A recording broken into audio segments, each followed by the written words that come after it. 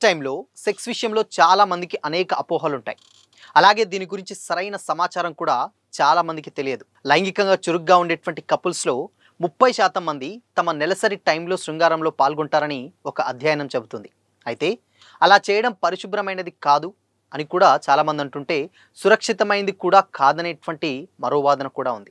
500 మందిపై జరిగినటువంటి ఒక అధ్యయనంలో 55% మంది పీరియడ్స్ టైంలో సెక్స్ చేయడం నార్మల్గా బాగా అనిపించిందని చెప్పారట.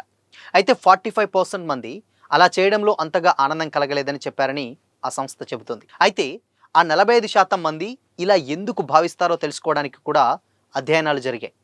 మహిళలకు అండం రిలీజ్ టైంలో లైంగిక ఉత్సాహం పెరిగేటువంటి ఛాన్స్ ఉంటుంది, కానీ ఋతుస్రావం టైంలో చాలా అనిపించదని ఎక్స్పర్ట్స్ చెబుతున్నారు. పీరియడ్స్ టైంలో సెక్స్ చేయడంపై అనేకమైనటువంటి అపోహలు, భిన్న వాదనలు కూడా వినిపిస్తూనే ఉంటాయి. ఆ టైంలో చాలామంది మహిళలకు నొప్పి ఉంటుంది కాబట్టి అది మంచిది కాదనేది ఒక అపోహ. కానీ అది నిజం కాదు అని సూరత్కు చెందినటువంటి గైనకాలజిస్ట్ డాక్టర్ శ్వేతా పటేల్ అన్నారు.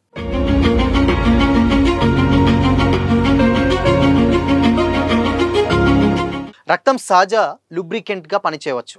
భావప్రాప్తి వల్ల కొంతమందికి పీరియడ్ నొప్పి కూడా తగ్గిపోవచ్చు. అయితే ఆ టైంలో చేయాలా వద్దా అన్నటువంటి నిర్ణయం మాత్రం కపుల్స్ పరస్పర అంగీకారంతో తీసుకోవడం ఉత్తమం అంటూ కూడా ఆమె సూచించారు. పీరియడ్స్ టైంలో వచ్చేటువంటి క్రాంప్స్ నొప్పిగా అసౌకర్యకంగా అనిపిస్తుంది, కానీ భావప్రాప్తి టైంలో శరీరం ఎండార్ఫిన్లను రిలీజ్ చేస్తుందని కూడా చెప్తుంది. ఇవి పీరియడ్ క్రాంప్స్ ఒత్తిడితో బాధపడేటువంటి కొద్ది మందికి ఉపశమనం కలిగిస్తాయని కూడా పీరియడ్ ట్రాకింగ్ యాప్లో సైన్స్ పరిశోధకురాలైనటువంటి అన్నడ్రేట్ కూడా అంటున్నారు. అయితే పీరియడ్స్ టైంలో సెక్స్ సహజంగానే ఎక్కువ లూబ్రికేషన్స్తో ఉంటుంది. అలాగే ఆ టైంలో, ఆ రోజుల్లో పవర్లో అంటే చాలామంది సెక్స్ చేయడం ఉన్నటువంటి కొందరికి బాగా అనిపించవచ్చు. ఎందుకంటే నీటి వల్ల అదనపు లూబ్రికేషన్ అవసరం ఉండదు కాబట్టి శుభ్రంగా కూడా ఉంటుందని ఆమె చెప్పారు. పీరియడ్స్ టైంలో సెక్స్ చేయడం వల్ల సాధారణంగా ప్రెగ్నెన్సీ రాదు. ఇది ఒక అపోహ మాత్రమే.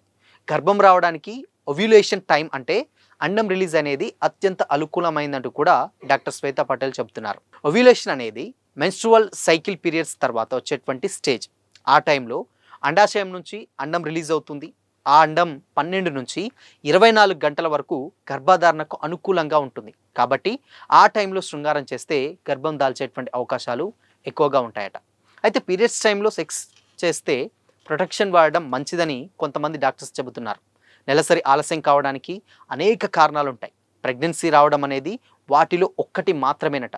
అయితే పీరియడ్స్ లేట్ కావడానికి కేవలం ప్రెగ్నెన్సీ మాత్రం కారణం కాదు. పీసీఓడి, థైరాయిడ్ సమస్యలు, ఒబెసిటీ వంటి కారణాల వల్ల కూడా ఆలస్యం కావచ్చు. కాబట్టి పీరియడ్స్ ఆలస్యం అయితే వెంటనే ప్రెగ్నెన్సీ వచ్చిందనుకోవడం కరెక్ట్ కాదు అని డాక్టర్ శ్వేతా పటేల్ చెప్పుకొచ్చారు. ఋతుచక్రం రెగ్యులర్గా ఉన్నటువంటి మహిళలకు పీరియడ్స్ మిస్ అయితే 2 లేదా 3వ రోజున ప్రెగ్నెన్సీ టెస్ట్ చేయొచ్చు. అయితే ఈ సైకిల్ రెగ్యులర్గా లేని వారికి అయితే సుమారు వారం తర్వాత టెస్ట్ చేయడం మంచిదని ఆమె సూచించారు. అయితే స్త్రీల ఋతుచక్రం 3 స్టేజ్లుగా ఉంటుందట. ఈ దశలు అండాశయాల నుంచి రిలీజ్ అయ్యేటువంటి ఈస్ట్రోజన్, ప్రొజెస్టెరాన్ అనేటువంటి హార్మోన్లపై ఆధారపడి ఉంటాయని కూడా చెప్పుకొచ్చింది. అందులో ఫస్ట్ స్టేజ్ ఋతుస్రావ దశ, అంటే మహిళలకు రక్తస్రావం మొదలయ్యేటువంటి స్టేజ్ ఋతుస్రావ స్టేజ్ అంటారనమాట. అయితే గర్భాశయం లోపల ఎండోమెట్రియం అనేటువంటి ఒక పొర ఉంటుంది. పీరియడ్స్ టైంలో ఈ ఎండోమెట్రియం విచ్ఛిన్నం అవడంతో పాటు సర్వైకల్ మ్యూకస్ రక్తం శరీరం నుంచి బయటకు వస్తుంది. ఈ ఎండోమెట్రియం ఈస్ట్రోజన్ హార్మోన్ ప్రభావంతో ఉంటుంది అని కూడా అన్నారు. అయితే ప్రతి పీరియడ్ తర్వాత ఆ పొర మళ్ళీ కొత్తగా ఏర్పడుతుందని డాక్టర్ శ్వేతా పటేల్ చెప్పుకొచ్చారు.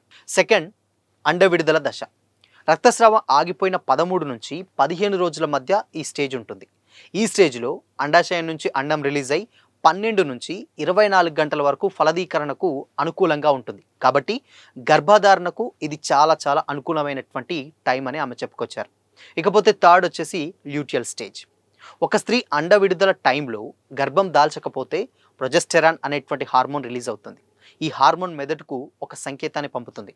అది పిట్యూటరీ గ్రంథి 2 హైపోథాలమస్కు సందేశాన్ని పంపుతుంది. దాంతో ఋతుచక్రం మళ్ళీ స్టార్ట్ అవుతుందని డాక్టర్ శ్వేతా పటేల్ వివరించారు. సో ఇలా అంటే ప్రెగ్నెన్సీ రాకముందు ఏ స్టేజ్ అయితే 3 స్టేజెస్ ఏదైతే ఉంటుందో అవి, దాని తర్వాత ప్రెగ్నెన్సీ వస్తే కనుక అది ఆగిపోతుంది. సో థర్డ్ స్టేజ్లో ఉన్నటువంటిది ఒకవేళ వస్తే ఆబ్వియస్గా ఆగిపోతుంది, రాకపోతే ఇది మళ్ళీ కంటిన్యూ అవుతుంది. అంటే దీన్ని మళ్ళీ రీసైక్లింగ్ అనేది అవుతుంది. సో దీనివల్ల ఇక్కడ ఉండేటువంటి సైకిల్ అనేది మళ్ళీ రీసైక్లింగ్‌గా మారుతుంది అని అంటారు. అయితే చాలా మందికి ఉన్నటువంటి డౌట్ ఏంటంటే, ఎక్కువ మంది అంటే అప్పుడు ఉన్నటువంటి లేడీస్‌కి ఏదైతే ఆ కంఫర్ట్ జోన్ ఏదైతే ఉంటుందో దాని తర్వాత రక్తస్రావం ఇవంటి రకరకాలైనటువంటి ప్రాబ్లమ్స్ వల్ల ఇన్‌సెక్యూరిటీగా అనిపించడం తప్పితే, సో, ఆ అధ్యయనాలు ఎందుకు చేశారు ఏంటి అనైతే 45% హ్యాపీగా ఉంది. అంటే దాంట్లో అట్‌లీస్ట్ ఆ ఫీల్డ్‌లో ఉన్నప్పుడు పెయిన్ ఉండదు.